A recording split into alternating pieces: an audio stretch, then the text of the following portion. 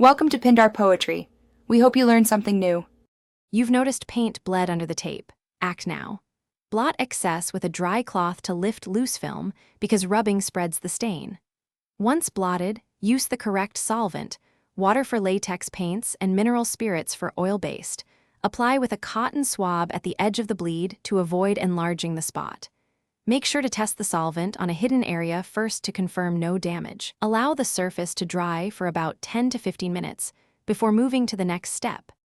Once dry, gently sand the bleed area to feather the paint edge so new layers will blend. Use 220 to 320 grit and short, controlled strokes to avoid gouging. After sanding, remove all dust with a tack cloth or damp microfiber and let it dry again. Cleanliness is why new paint adheres properly.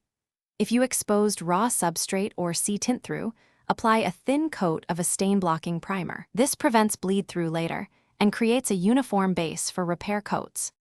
You're ready to repaint. Use thin, even coats and let each coat dry fully according to the paint's instructions, typically 1 to 2 hours for latex indoors. Make sure to match the original sheen and texture by using the same finish and application technique. This is why the repair blends and isn't obvious. If you still see bleed after the first coat, stop and apply another coat of stain-blocking primer or sealer before continuing. Final tip: if problems persist, replace the compromised tape line and repeat. Thanks for watching. Consider subscribing if we helped you.